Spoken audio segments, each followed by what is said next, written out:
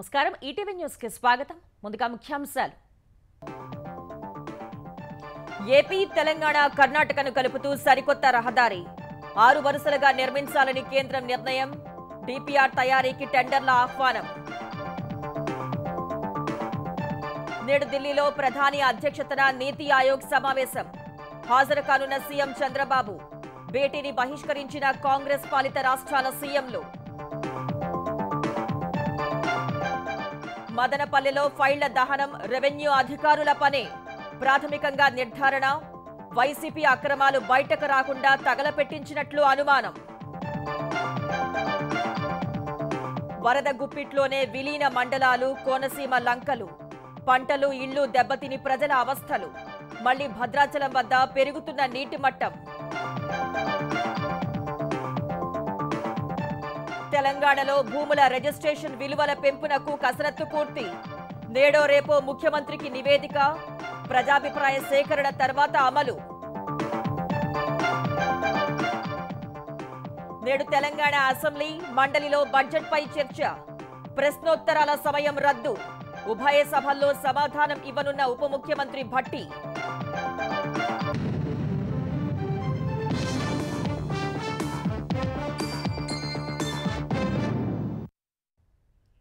AP Telangana Karnataka రాష్ట్రాలను కలుపుతూ కొత్తగా జాతీయ రహదారి నిర్మించాలని కేంద్ర ప్రభుత్వం నిర్ణయించింది హైదరాబాద్ బెంగళూరు మధ్య ప్రస్తుతం ఉన్న 4 వరుసల హైవేకు అదనంగా నూతన రహదారి నిర్మించాలని కేంద్ర రవాణా జాతీయ రహదారుల శాఖ నిర్ణయించింది master plan for national highways vision 2047లో ఈ రహదారిని నిర్మించేందుకు ప్రణాళిక రూపొందించింది భవిష్యత్తులో ట్రాఫిక్ అవసరాల కోసం ఈ జాతీయ రహదారి అందుబాటులోకి రానుంది నాగ్పూర్ హైదరాబాద్ బెంగళూరు నగరాల మధ్య రాకపోకల్ని మరింతగా పెంచాలని కేంద్ర ప్రభుత్వం 2 ఏళ్ల కిందట నిర్ణయించింది నాగ్పూర్ నుంచి బెంగళూరు వరకు జాతీయ రహదారి నిర్మాణానికి ఇప్పటికే టెండర్ల ప్రక్రియ పూర్తి చేశారు హైదరాబాద్ నుంచి బెంగళూరును అనుసంధానించాలని నిర్ణయించారు డిపిఆర్ తయారీకి గుత్తేదారును ఎంపిక చేసేందుకు కేంద్ర రవాణా జాతీయ రహదారుల మంత్రిత్వ శాఖ టెండర్లు ఆహ్వానించింది టెండర్ల దాఖలుకు ఈ ఏడాది సెప్టెంబరు 12వ తేదీ తుది గడువుగా నిర్ణయించారు ట్రాఫిక్ రద్దీని దృష్టిలో పెట్టుకుని నూతన మార్గాన్ని 6 వరుసల్లో నిర్మించారని ప్రతిపాదించారు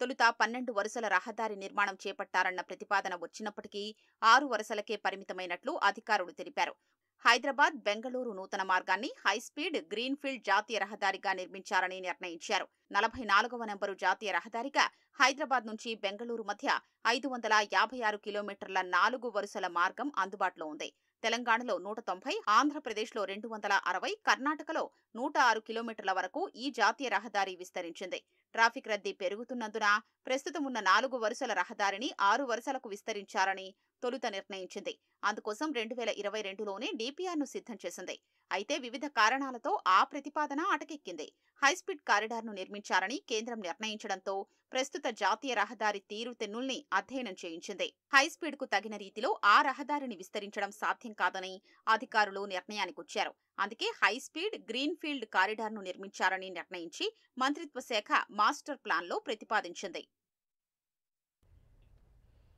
మడ అడవుల విధ్వంసంపై చట్టపరంగా కఠిన చర్యలు తీసుకుంటామని ఆంధ్రప్రదేశ్ ఉప ముఖ్యమంత్రి పవన్ కళ్యాణ్ స్పష్టం చేశారు మంగ్రూవ్ సెల్ ఏర్పాటు చేసి పటిష్ట రక్షణ కల్పిస్తామన్నారు కేంద్ర ప్రభుత్వ సహకారంతో మిస్టీ ప్రాజెక్టు ద్వారా మడ అడవుల విస్తీర్ణం పెంపునకు చర్యలు తీసుకుంటామన్నారు అటవీ శాఖ కార్యాలయంలో ఏర్పాటు చేసిన అంతర్జాతీయ మడ అడవుల దినోత్సవంలో పవన్ పాల్గొన్నారు మడ అడవులపై రూపొందించిన గోడ పత్రాలను పవన్ ఆవిష్కరించారు అటవీ శాఖ ఉన్నతాధికారులతో పలు అంశాలపై చర్చించిన ఉప ముఖ్యమంత్రి చిత్తూరు పార్వతీపురం జిల్లాల్లో ఏనుగులు పంటల్ని ధ్వంసం చేయకుండా తగిన చర్యలు తీసుకోవాలని ఆదేశించారు పొలాల్లోకి నివాస ప్రాంతాల్లోకి వచ్చే ఏనుగుల గుంపును తిరిగి అడవుల్లోకి పంపించేందుకు అటవీ శాఖ వద్ద కుంకి ఏనుగుల కొరత ఉందని అధికారులు తెలిపారు కర్ణాటక నుంచి 5 కుంకి ఏనుగులు తెచ్చుకోగలిగితే సమస్యను నివారించవచ్చన్నారు కర్ణాటక ప్రభుత్వంతో కుంకి ఏనుగులపై చర్చిస్తానని పవన్ చెప్పారు గత ప్రభుత్వం ఇళ్ల స్థలాల పేరుతో 110 ఎకరాల మడ అడవుల్ని తీసుకుందని ముఖ్యమంత్రి చంద్రబాబుతో చర్చించి వాటిని వెనక్కి తీసుకుంటామని పవన్ చెప్పారు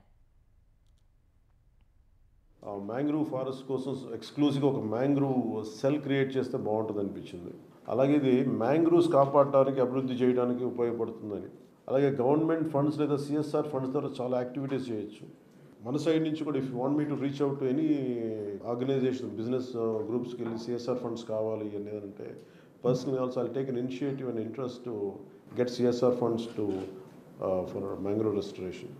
ఇలాంటి మ్యాంగ్రోవ్స్ ఉంటే ఆ ఏరియాస్ని కూడా అడవులుగా డిక్లేర్ చేసి ఫారెస్ట్ అంటే దాన్ని మ్యాంగ్రోవ్ సెల్కు హ్యాండ్ ఓవర్ చేసేద్దాం. ఆ డైరెక్షన్లో కూడా మీరు ఎక్స్ప్లోర్ చేస్తారని నేను ఆశిస్తా ఉన్నాను. మదనపల్లె సబ్ కలెక్టర్ కార్యాలయంలో దస్త్రాలు తగలపెట్టింది రెవెన్యూ అధికారులేనని పోలీసులు ప్రాథమికంగా అంచనాకొచ్చారు. RDO Hariprasad, senior assistant Gautam ఈ చర్యకు పాల్పడినట్లు అనుమానిస్తున్నారు. పెద్దిరెడ్డి సోదరుడు ఎమ్మెల్యే ద్వారకనాథ్ రెడ్డి, ఆయన అనుచరులు సాగించిన భూ కబ్జాలను కూటమి ప్రభుత్వం వెలికి తీస్తుంది అన్న భయంతోనే వైసీపీ నాయకులు అధికారులపై ఒత్తిడి తెచ్చి కీలక దస్త్రాలు తగలపెట్టించినట్లు పోలీసులు ప్రాథమికంగా అంచనాకొచ్చారు. మదనపల్లె ఆర్డీఓ హరిప్రసాద్ ను ఈ నెల 20న ప్రభుత్వం బదిలీ చేసింది. ఆయన స్థానంలో కొత్తగా ఐఏఎస్ అధికారి మేఘస్వరూప్ సోమవారం బాధ్యతలు చేపట్టాల్సిందే. దీంతో పలమనేరులో ఉన్న గౌతమ్ ను ఆర్డీఓ హరిప్రసాదే హడావుడిగా మదనపల్లెకు పిలిపించినట్టు తెలిసిందే. కొత్త ఆర్డీఓ బాధ్యతలు చేపడితే దస్త్రాల ఆధారాలు మాయం చేయటం కుదరదని, అందుకే ఆదివారం అయినప్పటికీ ఉదయం నుంచి రాత్రి 10:40 గంటల వరకు హరిప్రసాద్, గౌతమ్ కార్యాలయంలోనే ఉన్నట్లు సమీపంలోని సీసీ కెమెరాల ఆధారంగా తెలిసిందే. ఆ రోజంతా వారు కార్యాలయంలోనే ఉండి అన్ని ఫైళ్లు క్లియర్ చేసినట్లు విచారణలో తేలిందే. గౌతమ్ చెప్పిన వివరాల మేరకు ఆర్డీఓను విచారించగా తాను సీనియర్ అసిస్టెంట్ ను పిలవనే లేదని సమాధానం చెప్పినట్టు తెలిసిందే. ఆ రోజు రాత్రి ఫైళ్లన్నీ క్లియర్ చేసిన తర్వాత పక్కనే ఉన్న ప్రభుత్వ నివాసంలోకి ఆర్డీఓ వెళ్లిపోగా సీనియర్ అసిస్టెంట్ గౌతమ్ తిరిగి వెళ్లిపోయారు. వారు వెళ్లిన కాసేపటికే కార్యాలయంలో మంటలు చెలరేగాయని ప్రాథమికంగా తేలింది. తెలంగాణలో చేనేత, పవర్లూమ్ కార్మికులకు ఉపాధి కల్పించేందుకు నిర్దిష్టమైన చర్యలు తీసుకోవాలని అధికారుల్ని ముఖ్యమంత్రి రేవంత్ రెడ్డి ఆదేశించారు. చేనేత కార్మికుల సహకార సొసైటీ కార్యక్రమాలపై సచివాలయంలో సీఎం రేవంత్ రెడ్డి సమీక్ష నిర్వహించారు. పోలీస్, ఆర్టీసీ, వైద్య ఆరోగ్యం తదితర శాఖలకు అవసరమైన క్లాత్ ను ప్రభుత్వ సంస్థల నుంచే సేకరించేలా చర్యలు తీసుకోవాలని చెప్పారు. దీనిపై ఆగస్టు 15 తర్వాత వివిధ శాఖలతో సమావేశం ఏర్పాటు చేయాలని సూచించారు. మహిళా శక్తి గ్రూప్ సభ్యులకు అత్యుత్తమ ప్రమాణాలు కలిగిన డ్రెస్ కోడ్ కోసం ప్రత్యేక డిజైన్ రూపొందించే అంశాన్ని పరిశీలించాలని కోరారు. తెలంగాణ అసెంబ్లీ ఒక్కరోజు విరామం తర్వాత నేడు తిరిగి సమావేశం కానుంది. ఈ ఉదయం 10 గంటలకు శాసనసభ, శాసన మండలి సమావేశం కానున్నాయి. 2 సభల్లో ప్రశ్నోత్తరాలు రద్దు చేసి నేరుగా బడ్జెట్ పద్దుపై చర్చకు అవకాశం కల్పించారు. ఉదయం 10 గంటల నుంచి ఉభయ సభల్లో బడ్జెట్పై సాధారణ చర్చ జరుగుతుంది. ఆ తర్వాత తెలంగాణ ఉప ముఖ్యమంత్రి భట్టి విక్రమార్క బడ్జెట్పై చర్చకు సమాధానమిస్తారు. తొలుత అసెంబ్లీలో సమాధానమిచ్చిన తర్వాత మండలిలోనూ భట్టి విక్రమార్క సమాధానమిస్తారు. తెలంగాణలో భూములు, గృహాల రిజిస్ట్రేషన్ విలువల పెంపునకు సర్వం సిద్ధమైంది. అపార్ట్మెంట్ల రిజిస్ట్రేషన్ విలువ పెద్దగా పెరిగే అవకాశం లేదని సమాచారం. ఖాళీ స్థలాలపై పెంపు అధికంగా ఉంటుందని తెలుస్తోంది. జోన్ల వారీగా సమీక్షలు పూర్తి చేసిన తెలంగాణ స్టాంపులు రిజిస్ట్రేషన్ శాఖ 4,000 కోట్లకు పైగా అదనంగా ఆదాయం సమకూరుతుందని అంచనా వేస్తోంది. భూముల మార్కెట్ విలువ కనీసం 30% పెరుగుతుందని అధికారులు చెబుతున్నారు. కొన్ని చోట్ల 50% అంతకంటే ఎక్కువ పెరిగే అవకాశం ఉందని సమాచారం. తెలంగాణలో భూముల రిజిస్ట్రేషన్ విలువల్ని శాస్త్రీయబద్ధంగా పెంచాలని ప్రభుత్వం నిర్ణయించింది. సబ్ రిజిస్ట్రార్ కార్యాలయాల వారీగా క్షేత్రస్థాయిలో పర్యటించిన స్టాంపులు, రిజిస్ట్రేషన్ శాఖ, రెవెన్యూ శాఖ అధికారులు సర్వే నంబర్ల వారీగా మార్కెట్ విలువను పరిశీలించారు. కమర్షియల్ ప్రాంతంగా గుర్తించేందుకు ముందే నిర్దేశించిన వివిధ పారామీటర్లు కనిపిస్తే కమర్షియల్ గా పరిగణిస్తారు. గతంలో నాన్ కమర్షియల్ ప్రాంతంగా ఉండి ఇప్పుడు కమర్షియల్ గా అభివృద్ధి చెంది ఉంటే అక్కడ ఎంత వీలైతే అంత మార్కెట్ విలువను పెంచేందుకు సిద్ధంగా ఉన్నట్లు తెలుస్తోంది. భూములు, ఖాళీ స్థలాలు, గృహాలు ఈ మూడింటికి సంబంధించి ప్రాంతాల వారీగా ప్రస్తుత ఓపెన్ మార్కెట్ విలువలు, బహిరంగ మార్కెట్ విలువ, పెంచాలి అనుకుంటున్న విలువల్ని అంచనా వేసి నివేదికలు సిద్ధం చేసినట్లు సమాచారం. గ్రామాల వారీగా, ప్రాంతాల వారీగా సిద్ధం చేసిన ఈ నివేదికల్ని ముఖ్యమంత్రి రేవంత్ రెడ్డి సమీక్షించి పచ్చజెండా ఊపితే శాఖపరంగా తదుపరి చర్యలు తీసుకుంటారు. అపార్ట్మెంట్ల కొనుగోలుపై ఇప్పుడున్న మార్కెట్ విలువ కంటే 20-35% వరకు మాత్రమే రిజిస్ట్రేషన్ విలువ పెరిగే అవకాశం ఉందని అంచనా వేస్తున్నారు. ఖాళీ స్థలాల రిజిస్ట్రేషన్ మార్కెట్ విలువ, ఓపెన్ మార్కెట్ విలువ రెండింటినీ బేరీజు వేసుకుని పెంచే అవకాశం ఉంది. ఓపెన్ ప్లాట్ల రిజిస్ట్రేషన్ విలువ ఎక్కువ పెరిగే అవకాశం ఉందని అంచనా వేస్తున్నారు. ఓపెన్ మార్కెట్ విలువలో 50% మించి మార్కెట్ విలువలు పెంచరాదని ప్రభుత్వం నిర్ణయం తీసుకున్నట్లు సమాచారం. హైదరాబాద్, సికింద్రాబాద్, మేడ్చల్, వరంగల్ తదితర చోట్ల స్టాంపులు, రిజిస్ట్రేషన్ విలువలు పెంచేందుకు కసరత్తు పూర్తి చేశారు. నేడో రేపో ముఖ్యమంత్రితో సమావేశమై అనుమతి తీసుకుంటారని తెలుస్తోంది. అనుమతినిచ్చిన తరువాత ఆ పెరిగిన మార్కెట్ విలువలపై ప్రజాభిప్రాయం కోసం వెబ్సైట్లో కనీసం 2 వారాలు ఉంచాల్సి ఉంటుంది. ప్రజల నుంచి వచ్చిన అభిప్రాయాల మేరకు సవరణలు చేసి అధికారికంగా మార్కెట్ విలువల పెంపు ప్రకటిస్తారు. ఎంత త్వరగా అనుకున్నా 2 వారాల తరువాతే కొత్త ధరలు అమల్లోకొస్తాయని చెబుతున్నారు. అంటే ఆగస్టు 15 తరువాతే నూతన మార్కెట్ ధరలు అమల్లోకొస్తాయని అధికారులు భావిస్తున్నారు. ఢిల్లీలో నీతి ఆయోగ్ 9వ పాలక మండలి సమావేశం నేడు జరగనుంది. రాష్ట్రపతి భవన్లోని సాంస్కృతిక కళా కేంద్రంలో ప్రధాని నరేంద్ర మోదీ అధ్యక్షతన జరగనున్న ఈ భేటీకి పలు రాష్ట్రాల సీఎంలు హాజరు కానున్నారు. 2047 నాటికి భారత్ను అభివృద్ధి చెందిన దేశంగా తీర్చిదిద్దడానికి అవసరమైన విజన్ డాక్యుమెంట్ పై ఈ సమావేశంలో చర్చించనున్నారు. కేంద్ర రాష్ట్ర ప్రభుత్వాల మధ్య పరస్పర సహకారం, గ్రామీణ పట్టణవాసుల జీవన నాణ్యతను మెరుగుపరచడానికి చేపట్టాల్సిన కార్యక్రమాలపై పాలక మండలి చర్చించనుంది. కేంద్ర బడ్జెట్లో కాంగ్రెస్ పాలిత రాష్ట్రాలకు అన్యాయం జరిగిందంటూ ఆయా రాష్ట్రాల ముఖ్యమంత్రులు నీతి ఆయోగ్ సమావేశాన్ని బహిష్కరించారు. తమిళనాడు సీఎం స్టాలిన్ సైతం హాజరు కావటం లేదని ప్రకటించారు. నీతి ఆయోగ్ భేటీలో పాల్గొనేందుకు ఢిల్లీ చేరుకున్న పశ్చిమ బంగాల్ ముఖ్యమంత్రి మమతా బెనర్జీ నీతి ఆయోగ్ను రద్దు చేసి ప్రణాళికా సంఘాన్ని పునరుద్ధరించాలని డిమాండ్ చేశారు. నీతి ఆయోగ్కు ఆర్థికపరమైన అధికారాలు లేకపోయినా జాతీయ వేదికపై పశ్చిమ బంగాల్ గళాన్ని వినిపించేందుకే భేటీకి హాజరు కావాలని నిర్ణయించుకున్నట్లు తెలిపారు. నీతి ఆయోగ్ సమావేశంలో పాల్గొనేందుకు ముఖ్యమంత్రి చంద్రబాబు గత రాత్రే ఢిల్లీ చేరుకున్నారు. వికసిత్ భారత్ 2047 అజెండాగా జరిగే నీతి ఆయోగ్ భేటీలో ఆంధ్రప్రదేశ్ అభివృద్ధిని చంద్రబాబు ప్రస్తావించనున్నారు. వికసిత్ భారత్ 2047లో భాగంగా ఏపీ ప్రభుత్వం వికసిత్ ఏపీ 2047 విజన్ డాక్యుమెంట్ రూపకల్పన చేపట్టింది. అందులోని అంశాలను నీతి ఆయోగ్ భేటీలో సీఎం వివరించనున్నారు. వికసిత్ భారత్, వికసిత్ ఏపీ లక్ష్య సాధనకు అమరావతి, పోలవరం ప్రాజెక్టులు ఏ విధంగా ఉపకరిస్తాయో విశదీకరిస్తారు. వ్యవసాయం, ఆక్వా రంగాల్లో అవకాశాలను వివరించనున్నారు. జీడీపీ వృద్ధి రేటు పెరుగుదలకు తాము పెట్టుకున్న లక్ష్యాలను కూడా వెల్లడించనున్నారు. సేవల రంగ అభివృద్ధికి ఏపీలో ఉన్న అవకాశాలను ప్రత్యేకంగా ప్రస్తావించనున్నారు. డిజిటల్ కరెన్సీ ఆవశ్యకతను వివరించనున్నారు. ఢిల్లీ పర్యటనలో భాగంగా అందుబాటులో ఉన్న కేంద్ర మంత్రులతో చంద్రబాబు సమావేశం కానున్నారు. కేంద్ర బడ్జెట్లో తెలంగాణ పట్ల వివక్ష చూపారంటూ నీతి ఆయోగ్ సమావేశాన్ని సీఎం రేవంత్ రెడ్డి బహిష్కరించారు. వరద ఉధృతితో గోదావరి ప్రమాదకర స్థాయిలోనే ప్రవహిస్తోంది. విలీన మండలాల్లోని ప్రజలు తీవ్ర అవస్థలు పడుతున్నారు. కోనసీమ లంక గ్రామాలు ఇంకా జల దిగ్బంధంలోనే ఉన్నాయి. చుట్టూ నీరు చేరటంతో ప్రజలు నాటుపడవలపైనే రాకపోకలు సాగిస్తున్నారు. వేల ఎకరాల్లో ఉద్యాన పంటలు నీట మునిగి రైతులు ఆవేదన చెందుతున్నారు. మరోవైపు భద్రాచలం వద్ద మళ్లీ నీటి మట్టం పెరగటం కలవరపెడుతోంది.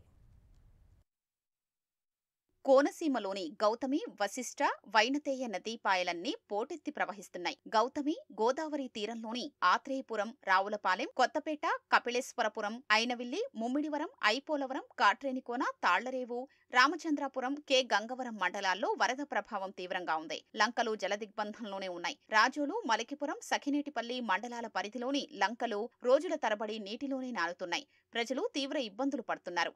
పి గన్నవరం మండలం బూరుగులంక, ఊడుమూడిలంక, అరిగుడవారిపేట, జి పెదపూడిలంక వాసులు నదిలో ప్రమాదకరంగా రాకపోకలు సాగిస్తున్నారు. వైనతేయ నదీ తీరంలోని శివాయిలంక, పి ఏనుగుపల్లి లంక గ్రామాలు ముంపులోనే మగ్గిపోతున్నాయి. శివాయిలంక వాసులు నాటుపడవల్లో రాకపోకలు సాగిస్తున్నారు. కొబ్బరి తోటల మధ్య దారి ఇరుకుగా ఉండడంతో మరపడవలు ప్రయాణం సాగించలేని పరిస్థితి నెలకొంది. రహదారి ఎత్తు పెంచితే తమ కష్టాలు తీరుతాయని శివాయిలంక వాసులు కోరుతున్నారు. రోడ్ లేదండి. ఇంకో ఎవరన్నా వచ్చండి చూసేసి వెళ్ళిపోతారండి. మమ్మల్ని ఇలాగే నీటిలో ఉంటామండి. ఎన్నో రోజులు బట్టి నుంచి ఇదిగో నీటిలో ఉన్నామండి. మేము ఎన్నో అక్కడికి జగన్ పరిపాలనలో వెళ్ళామండి. వెళ్తే మేము వేసేస్తాం ఎంత లేదన్నారు. ఇప్పటికి రోడ్ లేదండి మాకు. ఇంక ఆగస్టు నెల అంతా మరి ఇలాగే ఉంటుందండి. మా ఊరు శివాయిలంక. మేము చదువుకోవడానికి మానేపల్లి హై స్కూల్ వెళ్తున్నాము. ఒక 3 రోజుల బట్టి నుంచి పడవలో ప్రయాణిస్తున్నాం. రోడ్లు లేక మేము చాలా ఇబ్బంది పడుతున్నాం. నేను ఎకరం తోటలోని అరటి మొక్కలు వేసానండి. అంతా పాడైపోయిందండి. మళ్ళీ వేసుకోవాలంటే మళ్ళీ చాలా ఖర్చు అవుతుందండి. తగిన సాయం చేస్తారని ఆశిస్తున్నానండి. ఏలూరు జిల్లా కుక్కునూరు, వేలేరుపాడు మండలంలోని ముంపు ప్రాంతాల్లో కలెక్టర్ వెట్రిసెల్వి పర్యటించారు. వరద బాధితుల సమస్యల్ని అడిగి తెలుసుకున్నారు. ముంపులో ఉన్న గ్రామాల ప్రజలు పునరావాస కేంద్రాలకు తరలి వెళ్లాలని సూచించారు. జిల్లాలో వరద సహాయక కార్యక్రమాలకు ప్రభుత్వం 5 కోట్ల రూపాయలు కేటాయించిందని కలెక్టర్ తెలిపారు. భద్రాచలం వద్ద గోదావరి నీటి మట్టం మళ్లీ క్రమంగా పెరుగుతోంది. శుక్రవారం రాత్రి 9 గంటలకు గోదావరి నీటి మట్టం మళ్లీ 48 అడుగులు దాటింది. దీంతో అధికారులు భద్రాచలం వద్ద రెండో ప్రమాద హెచ్చరిక జారీ చేశారు. వారం రోజుల క్రితం 51.6 అడుగులకు చేరిన గోదావరి నీటి మట్టం ఇటీవల తగ్గింది. ఇప్పుడు మళ్లీ పెరుగుతోంది. ఎగువ నుంచి వస్తున్న వరద నీటి వల్ల భద్రాచలం వద్ద ఇంకా నీటి మట్టం 3 అడుగుల వరకు పెరగవచ్చని కేంద్ర జలసంఘం అధికారులు అంచనా వేశారు. భద్రాచలం వద్ద స్నానఘట్టాల ప్రాంతం, కళ్యాణకట్ట ప్రాంతం ఇంకా వరద నీటిలోనే మునిగి ఉన్నాయి. భద్రాచలం నుంచి విలీన మండలాలకు రాకపోకలు నిలిచిపోయాయి. ఎగువ నుంచి కృష్ణానదికి భారీగా వరద నీరు వస్తోంది. ఆలమట్టితో పాటు తుంగభద్ర నుంచి విడుదలవుతున్న నీటితో ఈ నెలాఖరుకు శ్రీశైలం జలాశయం నిండే అవకాశం ఉంది. ఆలమట్టి నుంచి 3 లక్షల క్యూసెక్కుల వరద నీరు విడుదలవుతోంది. జూరాలకు 2,49,000 క్యూసెక్కుల నీరు వస్తోంది. 2,54,000 క్యూసెక్కుల్ని దిగువకు విడుదల చేస్తున్నారు. జూరాల, సుంకేసుల నుంచి శ్రీశైలం జలాశయానికి 2,58,000 క్యూసెక్కుల వరద నీరు వచ్చి చేరుతోంది. శ్రీశైలం జలాశయం పూర్తి స్థాయి నీటి మట్టం 215.807 టీఎంసీలు కాగా ప్రస్తుతం 109 టీఎంసీలుగా నమోదైంది. భారీగా వరద ప్రవాహం కొనసాగుతూ ఉండటంతో శ్రీశైలం కుడి, ఎడమ జల విద్యుత్ కేంద్రాల్లో తెలుగు రాష్ట్రాల జెన్కో అధికారులు విద్యుత్ ఉత్పత్తిని చేపట్టారు. విద్యుత్ కేంద్రాల్లో విద్యుత్ ఉత్పత్తి చేసి 45,236 క్యూసెక్కుల నీటిని విడుదల చేస్తున్నారు. గోల్కొండ కోటపై స్వాతంత్ర్య దినోత్సవానికి పకడ్బందీ ఏర్పాట్లు చేయాలని తెలంగాణ ప్రభుత్వ ప్రధాన కార్యదర్శి శాంతికుమారి అధికారులను ఆదేశించారు. 15 ఆగస్టు వేడుకలపై వివిధ శాఖలతో సీఎస్ సమీక్ష నిర్వహించారు. ఆగస్టు 15న ముఖ్యమంత్రి రేవంత్ రెడ్డి పరేడ్ మైదానంలో సైనిక అమరవీరుల స్మారక స్థూపం వద్ద నివాళులు అర్పిస్తారని చెప్పారు. తర్వాత గోల్కొండ కోటలో జాతీయ పతాకాన్ని ఎగురవేస్తారని చెప్పారు. స్వాతంత్ర్య వేడుకల సందర్భంగా శాసనసభ, శాసన మండలి, హైకోర్టు, రాజ్భవన్, సచివాలయ భవనాలను విద్యుత్ దీపాలతో అలంకరించాలని సీఎస్ ఆదేశించారు. జాతీయ పతాకం ఎగురవేసే ప్రధాన వేదిక వద్ద తగిన ఏర్పాట్లు చేయాలని ఆర్ఎండ్బీ శాఖకు సూచించారు. ప్రత్యేకంగా పార్కింగ్ స్థలాలను కేటాయించడంతో పాటు ట్రాఫిక్ రూట్ మ్యాప్ను సిద్ధం చేయాలని పోలీస్ శాఖను ఆదేశించారు. అధికారులందరూ సమన్వయంతో పనిచేయాలని సీఎస్ శాంతికుమారి స్పష్టం చేశారు. దేశంలోని వైద్య కళాశాలలో ప్రవేశాలకు నిర్వహించిన నీట్ యూజీ పరీక్ష సవరించిన ఫలితాలు విడుదలయ్యాయి. నీట్ పరీక్షలో కొనసాగిన వివాదంపై సుప్రీంకోర్టులో విచారణ ముగియటంతో శుక్రవారం సాయంత్రం ఎన్టీఏ అధికారులు రివైజ్డ్ స్కోర్ కార్డులను విడుదల చేశారు. తొలుత విడుదల చేసిన ఫలితాలతో పోలిస్తే 720కి 720 వచ్చిన టాపర్ల సంఖ్య 61 నుంచి 17కు తగ్గిపోయింది. వేలాది మంది విద్యార్థులకు మార్కులు, ర్యాంకులు గణనీయంగా మారాయి. ఫిజిక్స్ విభాగంలో ఒక ప్రశ్నకు ఒకటే సమాధానం ఉంటుందని నిపుణుల కమిటీ తేల్చడంతో దాని ఆధారంగా ఫలితాలను సవరించాలని సుప్రీంకోర్టు ఇటీవల ఆదేశించింది. అటామిక్ థియరీకి సంబంధించిన 29వ ప్రశ్నకు 2 జవాబులు ఉన్నాయని, వాటిలో దేన్ని ఎంపిక చేసినా మార్కులు ఇచ్చారని ఆరోపిస్తూ ఓ అభ్యర్థి సర్వోన్నత న్యాయస్థానాన్ని ఆశ్రయించారు. ఈ పిటిషన్పై విచారణ జరిపిన సీజీఐ జస్టిస్ డివై చంద్రచూడ్ నేతృత్వంలోని ధర్మాసనం 3 నిపుణులతో కమిటీని ఏర్పాటు చేసి నివేదిక అందించాలని ఐఐటీ ఢిల్లీ డైరెక్టర్ను ఆదేశించింది. ఈ క్రమంలోనే సంబంధిత ప్రశ్నకు ఒక సమాధానమే ఉందని, 2 లేవని ఆ కమిటీ న్యాయస్థానానికి నివేదించింది. దీంతో ఆప్షన్ 4ను ఎంచుకున్న అభ్యర్థులకే మార్కులు ఇవ్వాలంటూ ధర్మాసనం ఎన్టీఏకు ఆదేశించడంతో నీట్ ఫలితాలను సవరించి విడుదల చేసింది.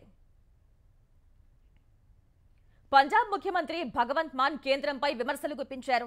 శంభు, ఖనౌరి సరిహద్దులో నిరసన తెలుపుతున్న రైతుల్ని ఢిల్లీలోకి ప్రవేశించకుండా హర్యానాలోని భాజపా ప్రభుత్వం అడ్డుకోవడంపై ఆయన మండిపడ్డారు. రైతుల్ని ఢిల్లీకి అనుమతించకపోతే వారిని పాకిస్తాన్లోని లాహోర్కు పంపాలా అని ప్రశ్నించారు. హర్యానాలో త్వరలో జరగనున్న అసెంబ్లీ ఎన్నికల నేపథ్యంలో నిర్వహించిన 2 సభల్లో భగవంత్ మాన్ పాల్గొన్నారు. ఈ క్రమంలోనే రైతుల గురించి ప్రస్తావిస్తూ హర్యానాలోని భాజపా సర్కార్పై విమర్శలు గుప్పించారు. ఈ ఏడాది ఫిబ్రవరిలో సంయుక్త కిసాన్ మోర్చా, కిసాన్ మజ్దూర్ మోర్చా నేతృత్వంలో పంజాబ్ నుంచి కొందరు రైతులు ఢిల్లీ చలోకు పిలుపునిచ్చారు. పంటలకు కనీస మద్దతు ధర ఎంఎస్పీ కోసం కేంద్రం చట్టపరమైన హామీ ఇవ్వాలని డిమాండ్ చేశారు. అంబాలా, న్యూఢిల్లీ జాతీయ రహదారిపై సిమెంట్ దిమ్మెలతో సహా బ్యారికేడ్లను ఏర్పాటు చేసిన హర్యానా పోలీసులు వారిని అడ్డుకున్నారు. అప్పటి నుంచి రైతులు శంభు, ఖనౌరి సరిహద్దు పాయింట్ల వద్ద రైతులు మకాం వేశారు.